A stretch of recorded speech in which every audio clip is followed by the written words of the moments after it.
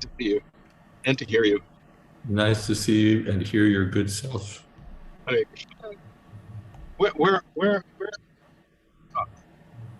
are you staying right now, Maharaj? At the moment, I'm in Brooklyn. Okay, very nice. When our tour comes toward the close and we get up that way, we'd like to drop by wherever you are. Of course, you move around so much, we have to try to keep up with you. I don't know how much longer I'll be up north. Okay. Will you be coming back down to Florida? I don't know about that. We'll have to see. Perhaps Atlanta or... I haven't figured out my next program. Okay. It's like death, you know, when the higher authorities decide, then you move.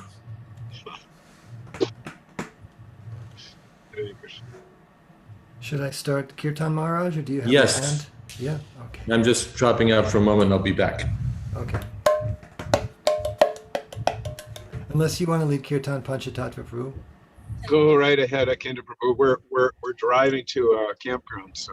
Yes, I see your hand is in the steering wheel mudra, so I'll let you go. Steering wheel mudra.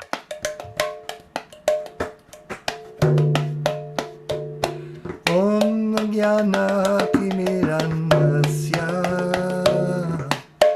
Jnananjana Shalakaya Chaksurunmilitam Yena Tasmai Shri Gurave Namaha Nama Om Vishnupadaya Krishna Prestaya Bhutale Srimate Bhaktivedanta Swami Niti Namine Namaste Saraswati Deve Gauravani Pracharine Nirbhishesha Shunyavadi Paschatya Deshatarine Shri Krishna Chaitanya Prabhu Nityananda Shri Advaita Gadadhar Shivasati Gaura Bhakta-vrinda Shri Krishna Chaitanya Prabhu Nityananda Shri Advaita Gadadhar Shivasati Gaura Bhakta-vrinda Hare Krishna, Krishna Krishna, Hare Hare, Hare Rama, Rama Rama, Hare Hare, Hare Krishna, Krishna Krishna, Hare Hare, Hare Rama,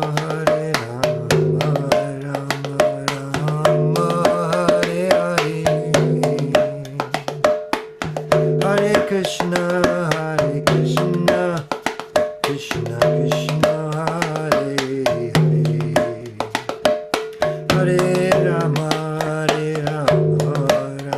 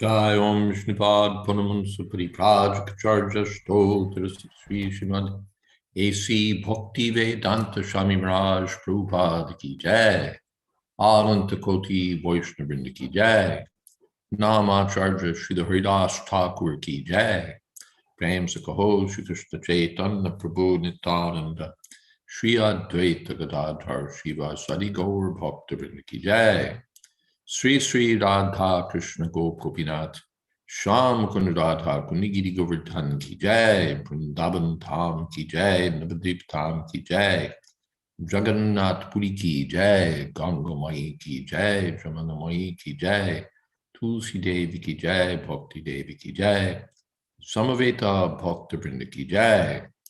All glories to the assembled devotees. All glories to the assembled devotees. All glories to the assembled devotees. Gaur Premanande. Hari. Well, thank you, Maharaj, and thank you everyone for being here tonight. It is Monday, October 25th, 2021, and we are reading the Srimad Bhagavatam second canto with His Holiness Jayadvaita Swami. We are in the second canto, 10th chapter. We're going to start tonight with verse number 33. And as always, your participation makes things more lively and interesting. So please either unmute yourself if you have a question or type your question or comment in the chat window, except when Maharaj is looking there, and that will be wonderful. Glad you could be with us tonight, Maharaj. Thank you. Thank you so much, Akendra Prabhu. Hare Krishna. Om Namo Bhagavate Vasudevaya. Om Namo Bhagavate Vasudevaya. Om Namo Bhagavate Vasudevaya. Etad Bhagavato Rupam Stulam Te Vyahritam Maya Mahyadibhis Chavaranayar Ashtabhir Bahirabritam. Thus, by all this, the external feature of the personality of Godhead is covered by gross forms, such as those of the planets, which were explained to you by me. Purport. As explained in the Bhagavad Gita 7.4, the separated material energy of the personality of Godhead is covered by 8 kinds of material coverings: earth, water, fire, air, sky, mind, intelligence, and false ego. All these are emanations from the personality of Godhead as his external energy.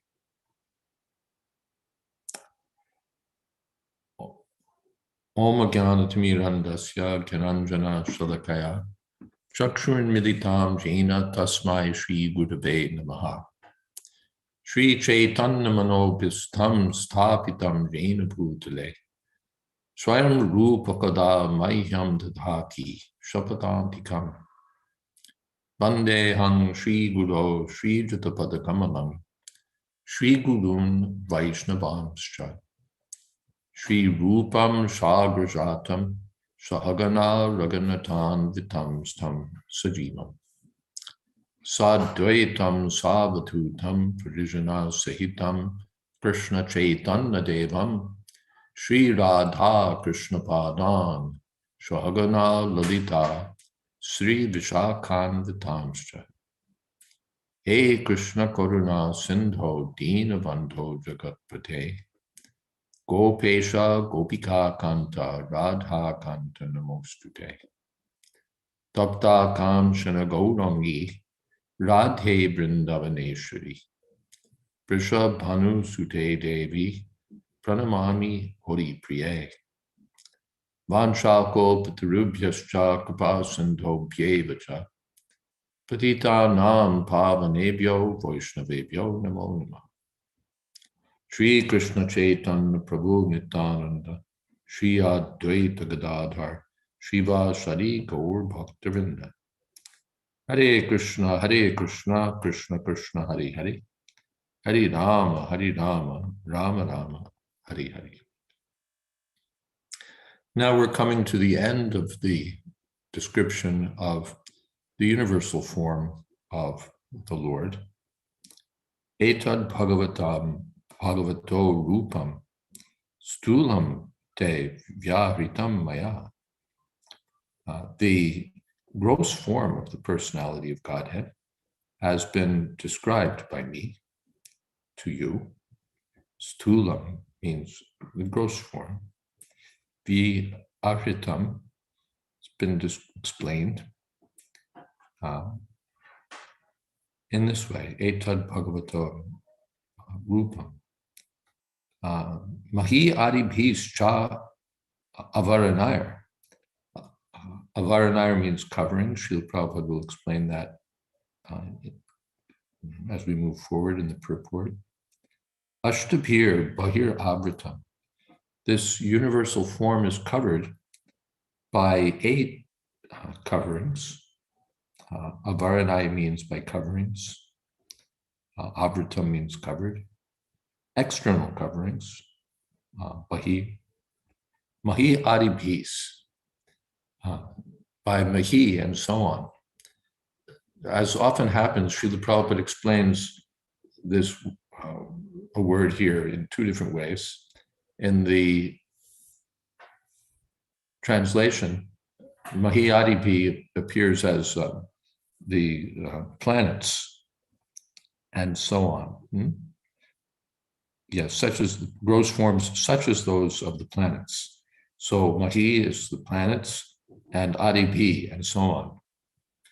But in the purport now, we're hearing about the 8 coverings, or the 8 material elements. Bhumir, Apo, Nalo, Vayu, Kam, Mano, Buddhir, Evacha, Ahankara, Ditiyam, Me, Vinna, Prakriti, Ashtada. The 8 constituent elements of the material world. So Mahi, Adibhi, they're taking that direction. Mahi means the earth.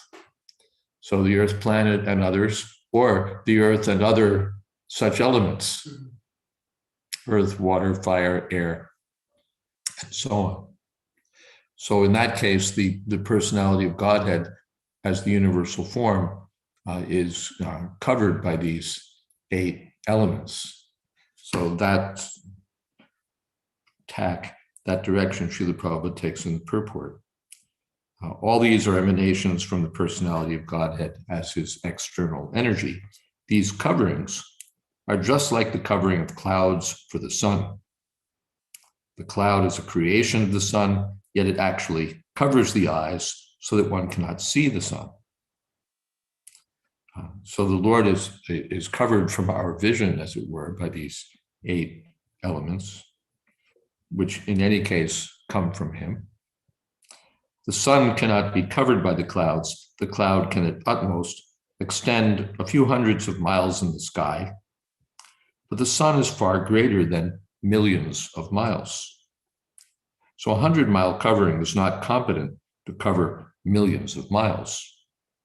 Therefore, one of the various energies of the Supreme Personality of Godhead cannot, of course, cover the Lord.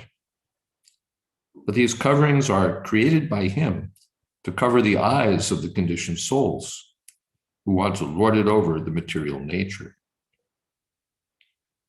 Actually, the conditioned souls are covered by the illusory creative cloud of matter, and the Lord reserves the right of not being exposed to their eyes.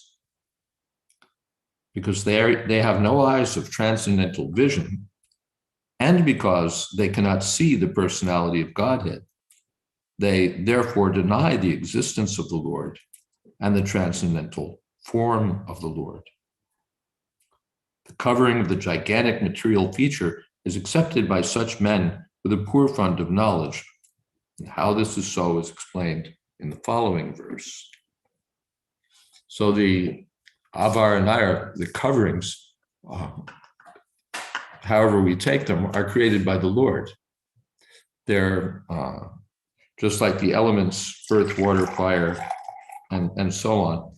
They, first of all, cover us. We're covered by earth, by water, by fire, by air. Just this body is a covering of the spirit soul, a gross and subtle covering in the form of gross and subtle elements. So we're covered, and the Lord is covered from our vision. It's not that the Lord is covered exactly, but he's curtained away from our vision. Naham prakasha sarvasya yogamaya samavrita murto yamna vijanati amamebhya paramapiya. We can't see the transcendental form of the Lord or appreciate the transcendental nature of the Lord because we're fools, first of all, murta. And the Lord covers himself from our vision by his yogamaya energy. Naham prakasha sarvasya yogamaya samavrita. We're completely covered, and therefore we can't see. And the Lord is covered in the sense of being covered from our vision. Or the universal form is covered by these elements, just as the universe has these coverings. When Gop Kumar in the Brihad Bhagavatamrita is going back to Godhead, he experiences going through each of these 8 coverings. First covering of earth, water, fire, air, ether. Each covering is thicker than the one before it. And these coverings are both gross and subtle. Covering of earth is the most gross, and the covering of false ego is the most subtle. So all of these coverings, as an egg is covered by a shell, the universe is covered by these layers, one after another, each one 10 times thicker than the one before. So avaranai, these avaranas, these coverings of the universe, are also explained as a feature of the universal form. They emanate from the Lord himself. And the materialists, they think this is everything. That's the other point Prabhupada makes, that they see all they see is up to the coverings, and that's their reality: earth, water, fire, air. But they can't see beyond this to transcendence because of their poor fund of knowledge or their imperfect vision. See if there's anything else here.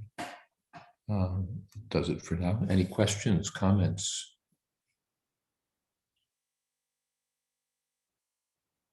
First of all, let's change my vision.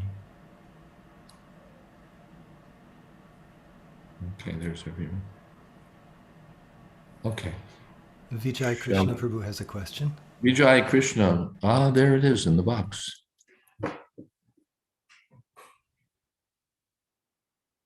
If I deny the existence of God because of being covered by illusion, how to free myself from this covering in order to admit the existence of God? Is it possible to become uncovered? Yes, it's possible to be uncovered. Not exactly that we can free ourselves, but ma me ye prapadyante maya me tam tarantite. By surrendering to the Lord, we can become uncovered. But of course, that's our problem, as you're pointing out here, that we deny the existence of God. So how do you surrender to someone whose existence you deny? Therefore, the sadhu sangha is required, the association of devotees, so that we can take advantage of their vision. The blind man can't see, but if he takes help from someone who can see, then he can see. Or the person who's looking in the wrong direction, he can't see. But if he follows the proper direction, then he can see. Yes. So sadhu sangha, the association of devotees, that will help us. And Chaita Darpana Marjanam, and the association of devotees, will get this chanting, will get the process of reviving our transcendental vision. And then the Lord reveals himself. Okay, I hope that's all right. Saraswati. Pranam Maharaj, I'm just trying to understand the whole concept. Well, it's probably inconceivable to me anyway, but I'm trying to understand about parallel universes. So when we've heard about how Mahavishnu and then the Garbhadaksha, and then our universe has the four-headed Brahma, but we know other universes have Brahma with more heads. So is all of this taking place parallel, or is it taking place like one after another? I'm just trying to see, is there such a thing as parallel universes? And so the creation of Brahma is with the different heads, it's all taking place not in succession, but at the same time. Okay. Are we experiencing parallel universes?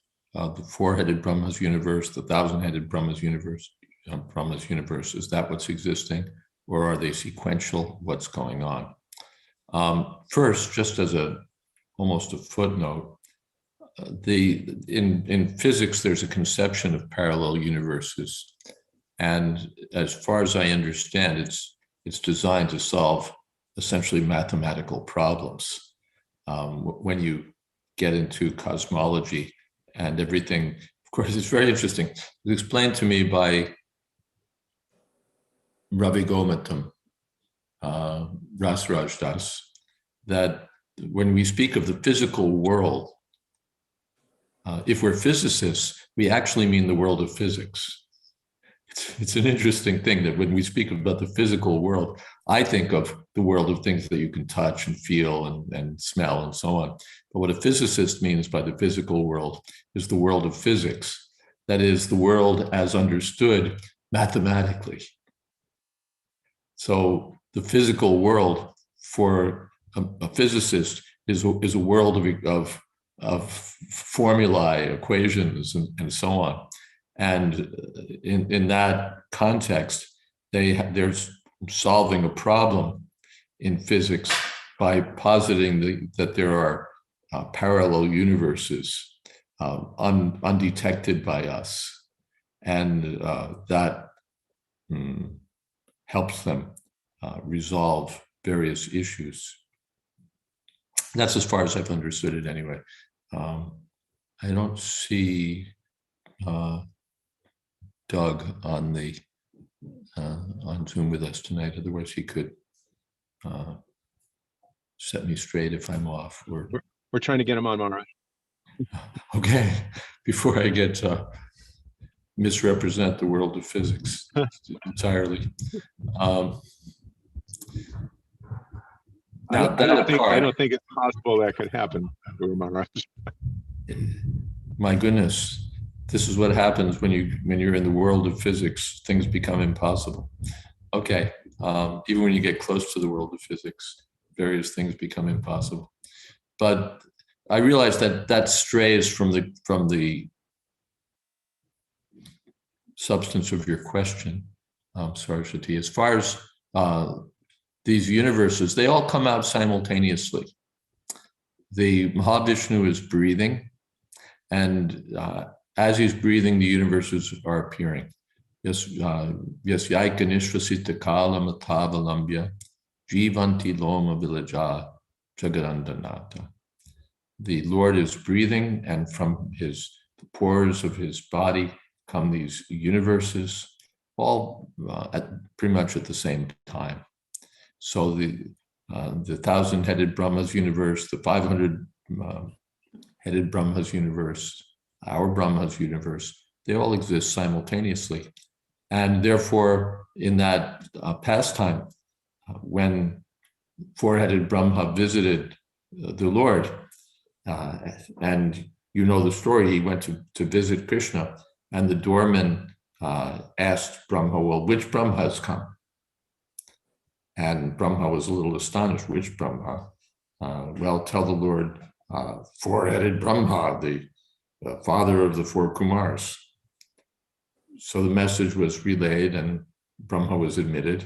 Then Brahma had the audience of the Lord, but he asked the Lord that your man asked me, which Brahma? Does that mean other Brahmas are there?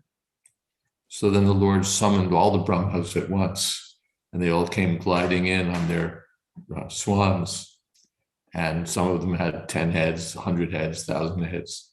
And they were all offering obeisances to the Lord, making a big clatter with their helmets touching the ground before the Lord's lotus feet. So all of those Brahmas were there. So the answer is all at once. They're all existing. So in that sense, in parallel, not sequentially. Is that okay? Yes, Maharaj. And just to follow up, whenever we are given timelines like, oh, Kali Yuga lasts for this long, is that Earth years?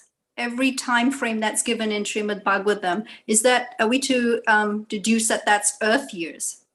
Well, not everything in Srimad Bhagavatam is Earth years, but when it's not, we usually are told that this is so many years of the demigods or so many.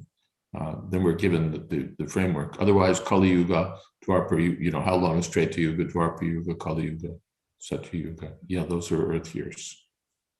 Thank you, Maharaj. Mm-hmm. And we have a Kendra Prabhu. Oh, thank you, Maharaj. This verse somehow gave me some realization that I don't think I've really been able to have before. Like, for example, when it says that the external feature of the personality of Godhead is covered by gross forms such as those of planets, and Prabhupada gives that extended analogy of clouds and the sun. I really started to see how everything that is before us in the forms of matter and the material elements are like clouds. They're all separating our vision from the vision of Krishna. It's set up in such a perfect way that we are completely blind. But my question is that the way the verse itself is worded, it was a little puzzling to me, because when it says the external feature of the personality of Godhead is covered by gross forms such as those of planets, I was wondering, isn't the external feature of the personality of Godhead the planets and those gross forms themselves? Well, yeah, let's see.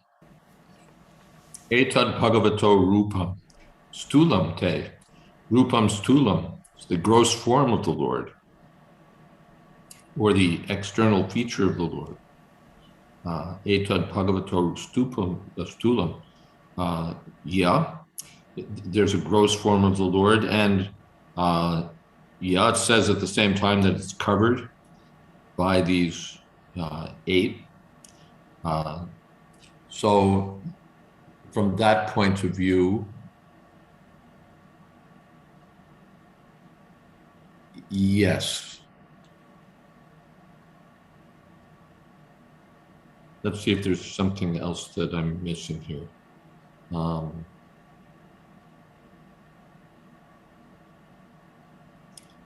Yeah.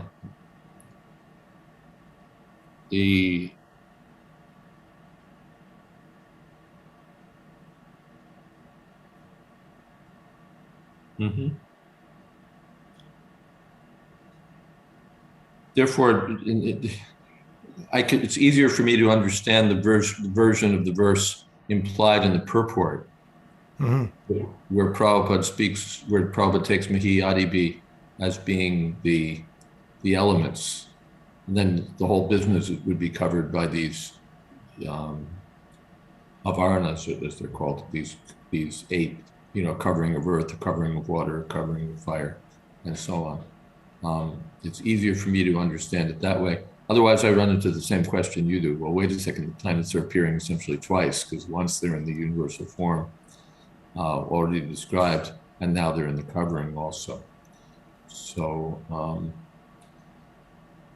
I can only solve that by sort of taking the version implicit in the purport. That otherwise, there might be another explanation, but that's the one that comes to my thought. Yeah. Okay. Okay. Thank you. Okay. Prabeen has something in the chat box. Bean has something in the chat box. The modern scientist shows satellite pictures which show thousands of universes with millions of stars, with the dimensions of space ever expanding. The fifth canto gives a fixed dimension of the Brahmanda, of this Brahmanda. This earth layer shall block the vision of these scientists to see other universes, so that they're just seeing this universe. Yet they claim figures of distances beyond this Brahmanda. Their explanation seems larger than the Bhagavad Purana. Well, now you're into cosmology in a big way, and frankly, exceeding my scope, mainly because I don't have those numbers in mind. Even the numbers given in the Bhagavad Purana, they don't stick in my mind. And certainly the numbers that the scientists might put forward are far from my mind. So I can't speak to the numbers and the sizes and so on. As far as a general concept, well, first of all, the person who was capable of keeping all these numbers in mind and really engaging with them was Sadhaputta Prabhu, especially. And so I can always refer you and others to his book on Vedic cosmology and astronomy, where he deals with these things.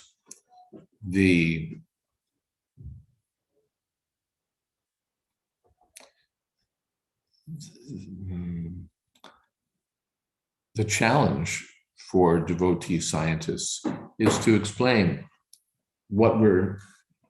how the version of the Bhagavad Purana, first of all, what it is that the Bhagavad Purana is saying about the universe. That's not so difficult because it's straightforward. And then how that picture engages the picture of reality that we get from empiric vision, and especially by scientifically aided empiric vision. What is it that Bhagavatam is telling us? Is it simply incomprehensible nonsense that doesn't fit with anything that we now know about reality? Or is it giving us a deeper picture of reality? Is it giving us a different perspective on physical reality? Do we have something to learn there? Do we have something to pick up that we don't already see? And then how does that work? How does that change or influence our present picture of realities? Does it deepen or expand our understanding? Of course, we would say that it can. What is it that we're seeing? Either with our naked eyes or with telescopes and so on. What is it that we're seeing? And are there other ways of seeing it? Of course, you run into terminology issues. One man's universe is another man's solar system, is another man's galaxy, and so on. These are terms that are, I would suppose, well defined within their own scientific context, but other contexts or other cultures may define things differently, so that one culture's universe is another culture's solar system. So we need to avoid getting confused by using the same term to mean different things. Apart from that, we have the usual understanding that with our physical picture, we're always limited by material defects, imperfect senses, especially. Yes. The tendency to make mistakes, cheating propensity. Doug is on if Maharaj wants to get a comment from him on physicists' views. Okay, well, welcome, Doug. There was a question where I was just sort of spouting off, I'm afraid, where it just touched upon the idea of parallel universes. And really, there was a question about whether in the Bhagavatam, the universes of the different Brahmas appear simultaneously or sequentially. And we answered that question. But I just touched upon the sense of the question of the term, really, parallel universes. And my understanding is that in physics, parallel universes is an explanation of essentially a mathematical problem that arises in Western cosmology. And those mathematical problems can be solved, or different hypothetical solutions can be proposed, one of which is the notion of parallel universes. So my understanding is that that's meant to solve essentially a mathematical problem, which is then again becomes a statement of what our reality is like, but it starts from math, essentially. And had you been here at the time, I said, well, you'd probably be able to say whether I was totally off the mark with that explanation, or whether it's okay or in need of some correction. So how did I do with that? Am I okay there? Hare Krishna Maharaj. Yes, that was a good answer. It's often you say parallel universe or multiverse. It can mean a variety of things in physics. So I guess I'll just take the easy way out and say that in February, we'll be having a nice cosmology workshop discussing all of these things and more. So stay tuned and I'll have better answers then. Thank you. Yes, the Bhaktivedanta Institute is sponsoring a conference, a scientific conference on these cosmological questions. So yes, thank you there. And I suppose that also answers Praveen's question about the things that we see with our eyes and our instruments, and the picture that we get from the Bhagavad Purana. Stay tuned for the proceedings of that conference, and we'll have more to say about it. Unless you wanted to add anything, hazard anything now. I will say what's exciting is that it won't just be, stuffy cosmologists and astrophysicists, but we're also going to have people from the humanities and philosophy departments to discuss these very things, sort of the epistemology of cosmology in general and how we know what we know. So it'll be a nice interdisciplinary meeting, I think. And when is that? I think it's the third weekend in February. Mm-hmm. Mm-hmm. Yeah. Okay. Well, and how does one attend, or to whom who's invited? Right now we've just done a call for abstracts, but I can get out the information for people who, if they'd like to attend via Zoom. Mm-hmm. Okay. Could send that to Akendra or whatever's easiest. Yeah, Akendra's our Brahma in charge of this Zoom-like universe. Yes. Thank you, Doug. Thank you. Hare Krishna. Shall we move on to the next? Oh, there's Saraswati, is your hand still up or is it up again? No, it is up. Maybe Doug can address to this. Stephen Hawking, the accepted genius of quantum physics, his ultimate conclusion was that because the laws of physics are so precise, and if there was a God, he would have intervened with those laws. So ultimately, there is no heaven, there's no hell, there's no God, there's no creator. Can someone make a comment to that? We know it's wrong. Do you want me to comment on that, or do you want the comment? Just anyone. Yes, Maharaj, if you can comment on that. But I mean, it's so ridiculous. But seeing somebody who had ALS and was confined to a wheelchair, and this is his ultimate conclusion that there is no creator after extensive research. Well, I think we won't touch upon his disease, but the laws of physics are so precise. Well, then that does raise the question of how the laws of physics got so precise. Taking it as a given that everything can be explained by the laws of physics because of their great precision, where did such precise laws come from? That's quite a question, I think. When we come to physical bodies and so on, they have their explanation. You know, the human body is full of all these exquisite structures, exquisite systems, and we can explain all that by evolution.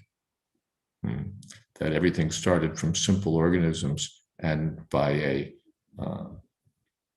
process of natural selection, we wound up with the complex system that we have.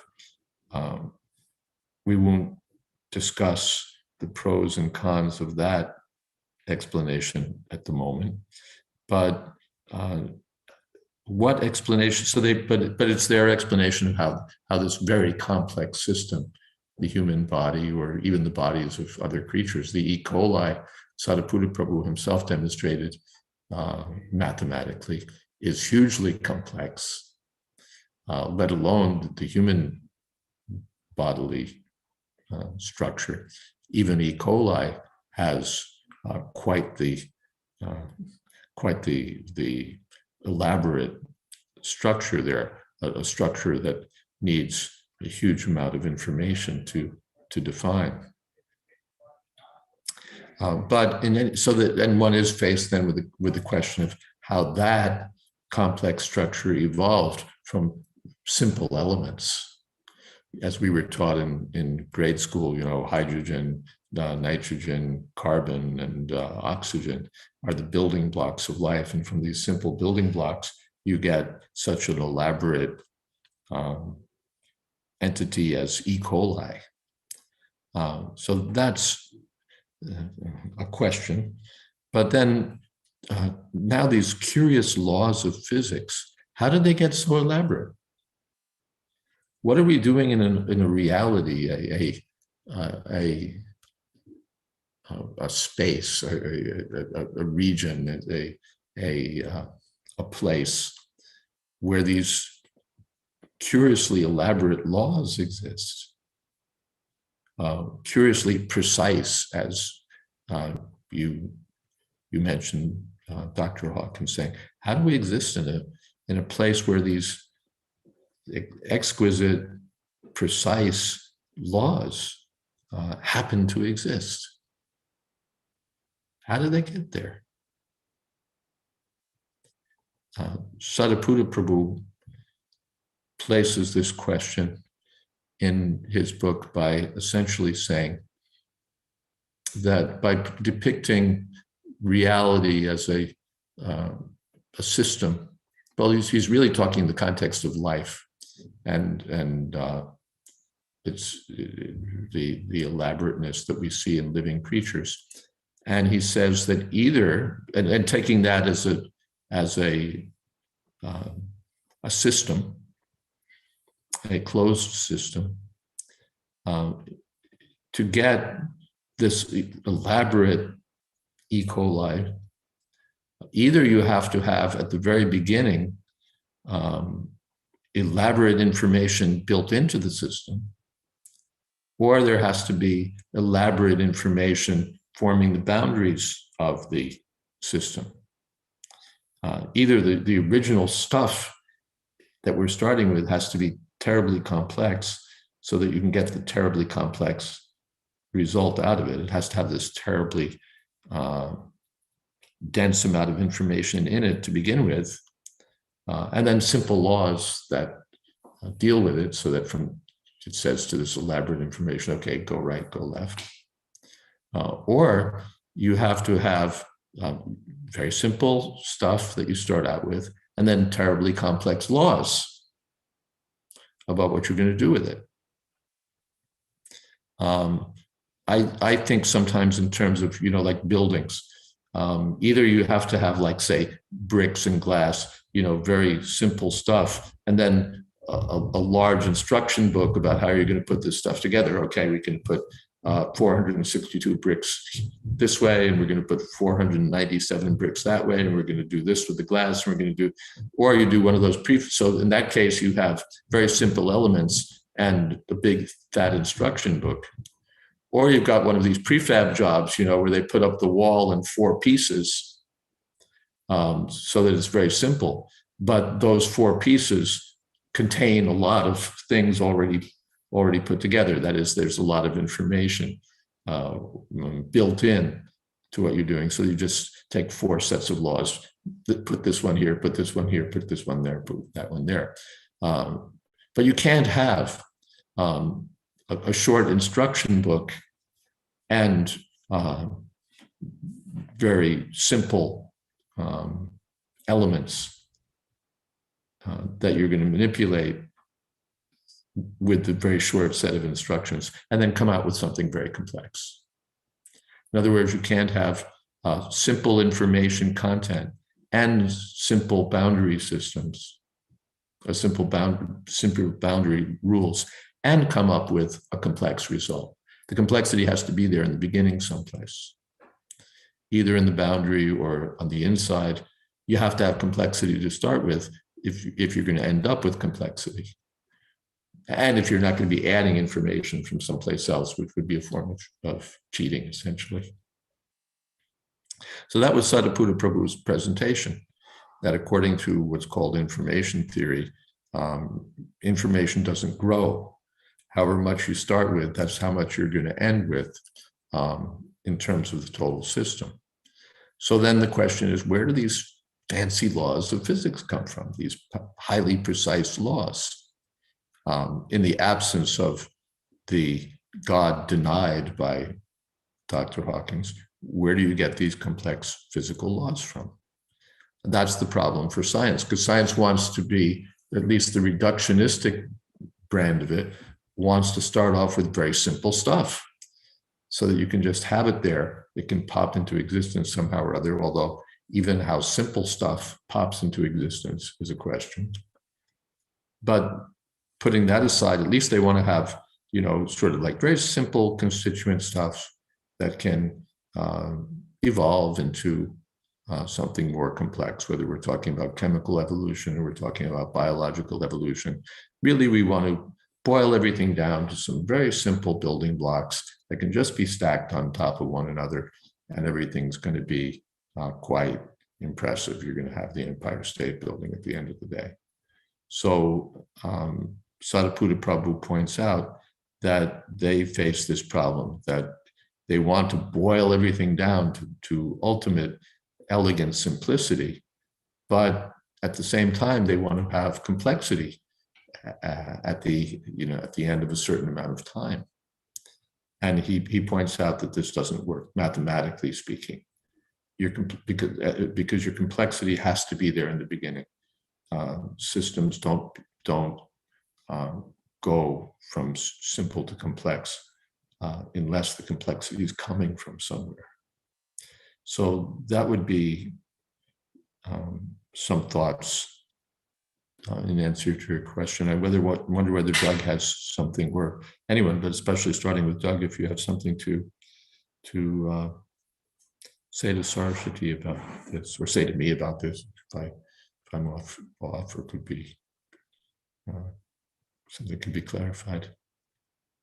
I guess I would just say, in my opinion, it's kind of out of the purview of empirical science to even comment on this. I mean, in the bigger scheme, this is called the fine-tuning problem, and it's sort of the main discourse or lack of discourse between modern science and theology and religion. It's been going on for a long time. So I actually don't know exactly what Stephen Hawking's stance was, but to me, empirical science can't comment on this kind of thing. It's not in the domain of empirical science. That's just my thought. Yeah. So two thoughts there. One is we're not quite sure what Stephen Hawking said, so we're sort of replying to a hand-me-down version or a highly condensed report of what he said. And to really reply to him, I'm sure he has sophisticated things to say, so we have to have sophisticated answers. So that's a first point. And the second is that so much of what we're talking about is just beyond science, the domain that science itself declares to be its own. There are theological, when we come to theological questions, when we come really to questions of first origins, science really, if it's being honest with itself, can't say. Whatever it starts with, whether it starts with a big bang or it starts with something else, how did whatever you start with get there? And how did the laws that determine what happened next get there? These, if I understand Doug correctly, are like theological questions or questions that science doesn't or can't or won't deal with, which it declares, in fact, beyond its area, or at least some scientists. Who is it that's with his name escapes me at the moment, but he's a big advocate of this point that science and religion each have their separate domains, and they can't.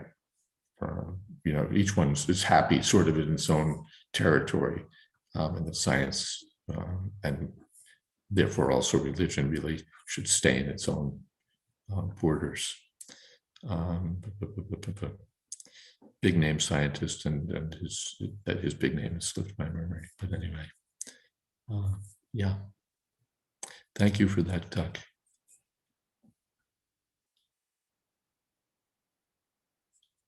Okay.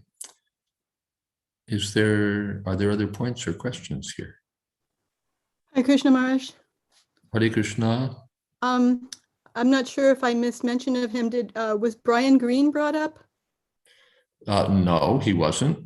It's interesting. I heard an interview of him once on public radio, and he said that he would talk over some of his things that theories that he was working on with his brother, who, as we may know, is Yogeshwar Prabhu. And he said when he would talk about these different things, Yogeshwar would say, "Oh yeah, that's in our scripture." And he was still agnostic, but he seemed to have a more respectful attitude towards religion, at least at the time. This is like at least 10 years ago that I heard this interview. Good association. Yeah. The influence of good association. Thank you.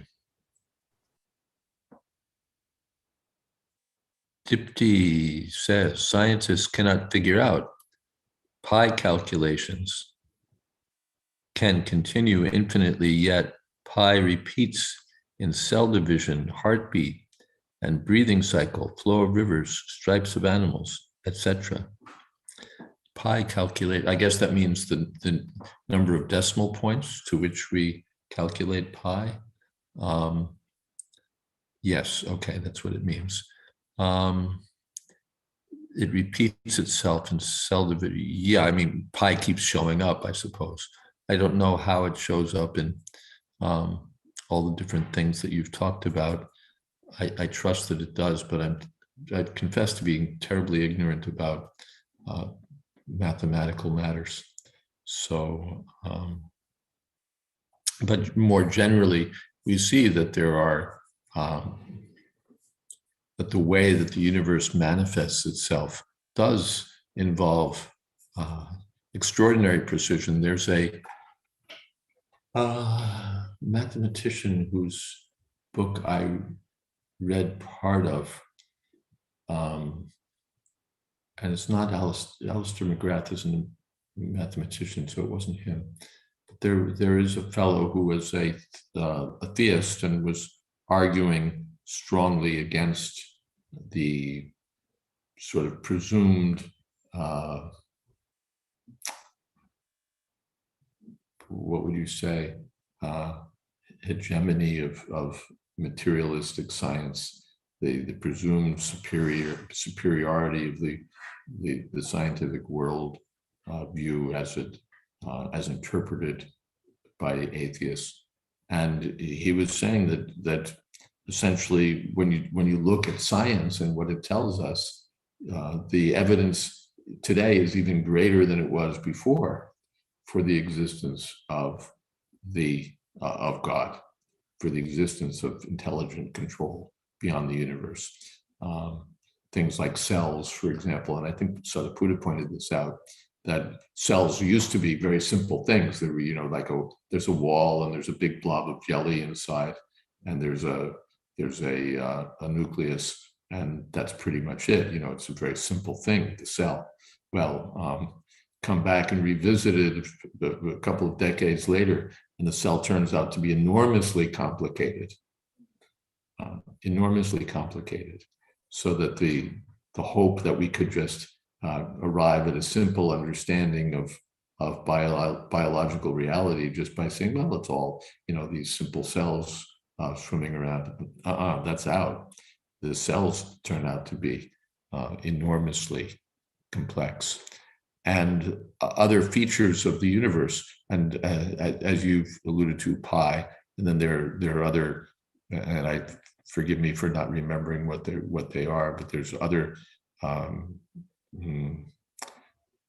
regularities in the universe and conditions in the universe that are so precise that one has to ask, well, why this repeated precision? Why this degree of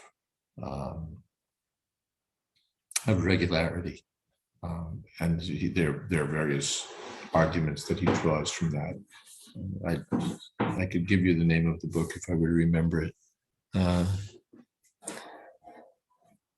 And Tulsi Priya says, here's the latest image of a cell titled, "Is That the Cosmos or India on Diwali?" Yeah. Yeah, so it's, Bhaktivinoda Thakur has a song where he says, "Oh Lord, your creation has infinite variety. Your creation is full of vichitra, variety." So that, and of course, that's a striking feature for a fortunate person, or a pious person, we might say, or a person with a background of pious activities. He sees these naturally astonishing things, these naturally grand things, these naturally intricate things, great and microscopic and cosmic, and naturally thinks that there's an intelligence behind these things. Whereas Yogamaya Samavrata, by the influence of, we would say, the influence of Krishna's covering energy, those who are lacking in Sukriti, those who are lacking in credit, spiritual credit, they look at it and everything for them is just proof that matter does everything on its own. That our Akhandadi Prabhu discusses this in his Atma Paradigm material, that they just dispose of everything by various maneuvers. And he says one maneuver is just to trivialize the complexity and says, well, it's, consciousness, it's really not such a big deal. It's hardly anything. And so they just trivialize it so that they don't have to deal with the complexity. Or another strategy is to bluff and say that we've already explained it all, when in fact we haven't. And there are, in that way, he outlined several strategies that reductionists take to try to, and of course the post-dated check, which Prabhupada talked about. You know, we're almost there. We haven't explained it all, but we've explained so much, and the rest of it is just a few more details, and then we're almost at the finish line. So you might as well give up. No one else is going to win the race but us, and we're almost there. So Prabhupada called that the post-dated check approach. So they take these different approaches because Maya Pritagana, according to Bhagavad Gita, their knowledge has been stolen away by the illusory energy of the personality of Godhead, so that they deny his very existence. Whereas the fortunate persons, even like the simple cobbler, could see that there are so many. I'm sitting under this banyan tree. There are so many seeds coming from the tree. Each tree has so many. Each seed has another tree in it. So if Krishna can put so many trees into this, into one, coming from one banyan tree, what can't he do? So, but a great scholar will go on.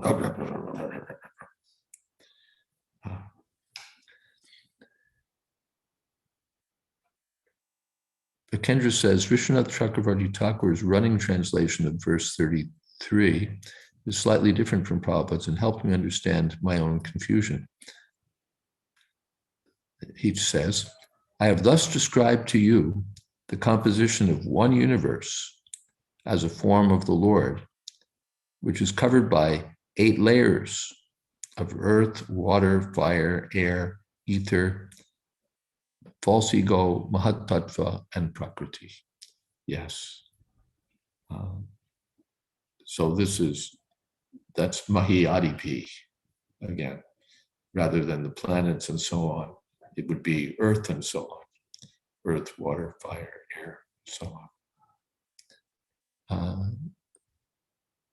And Praveen says, and we're just about out of time, but considering physical evidences, the scientists produced some evidences which are not very much conforming with the Bhagavatam, Mahabharata, or Ramayana. We then have 2 options to think. Either the scientists have got something wrong, maybe cheating, or whether we have got a proper idea of what Bhagavatam is saying. Yeah, either their idea is defective in some way, or we don't understand what the Bhagavatam is saying, or there's really, you'd say, well, or the Bhagavatam is simply wrong. We understand it, but it's wrong. So basically, either the Bhagavatam's right, or science is right, or there's something we're not understanding. That seems to be what you're saying, and I think that's a fair summary. That either the Bhagavatam is wrong, or the scientists are wrong, or there's something that we're not understanding. So that seems to be the subject matter for the conference that the Bhaktivedanta Institute is organizing. I think their operating assumption is that the Bhagavatam is not wrong. We're not, yes, we're committed to that proposition. The Bhagavatam is not wrong. We're wrong, either in our atheistic approach to things, our reductionistic approach to things, or we haven't understood Bhagavatam fully enough. We need to go deeper to understand what Bhagavatam is saying. And that's certainly a project that Sadhaputta Prabhu undertook. First, to understand even simply what the Bhagavatam is saying, because lots of times we read the fifth canto and we scratch our heads and we say, where did you say Bharatvarsha was? How many miles is this? How many yojanas is that? We don't even understand what we're reading. We get lost in it. Or we have a pretty good grasp of what we're reading, but then we don't really understand it deeply enough to be able to picture how this fits with what we think we know or with what we empirically see. And Sadhaputta Prabhu did some wonderful work on that. For example, it's quite striking, his work on the orbits of the planets, where he took a geocentric model, which the Bhagavatam, of course, starts with, and showed that you could calculate from the Bhagavatam, the information found in the Bhagavatam, the orbits of the planets in a way that was more precise than what science had until the maybe last century, roughly speaking. And that would be a surprising thing. You'd expect that the Bhagavatam would just be some fanciful numbers, but not anything that closely corresponded to a reality that even Western science had no access to, except within the last short period of time. So that suggests that, as we say, the Bhagavatam is onto something, something more than meets the eye. So there's a great opportunity for scientific-minded devotees to study the Bhagavatam and to think about the Bhagavatam and to consider these issues of how the Bhagavatam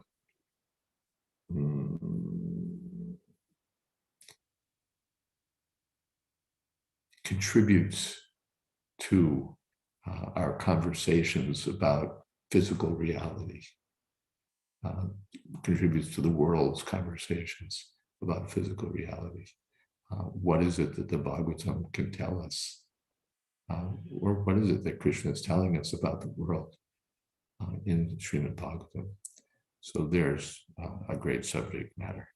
And I think we'll leave it at that for now, especially given that we're at 8:06, so we can stop here. Thank you all very much. Hare Krishna, all glories to Sri Prabhupada. And thank you especially to Doug Prabhu for contributing this evening to the area where my expertise is minimal or non-existent. That's closer. Hare Krishna. Thank you, Maharaj. Thank you. Hare Krishna. Thank you, Maharaj. Thank you, Maharaj. Hare Krishna. Hare Krishna, Hare Krishna. Let's go. Hare Krishna. Thank you, Guru Maharaj. Thank you, Maharaj. Thank you all. Hare Krishna. Thank you, everyone, for tuning in, and please Thank join you, us the again hand on of Wednesday. Dimitri, yes. Srimad Bhagavatam ki jai, Srila Prabhupada ki jai, Jayadvaita Maharaj ki jai. Hi. Bhakta Vrinda ki jai. Jai. Gaur Premanande. Hari Bol. Wonderful, blessed Maharaj. Thank you very much.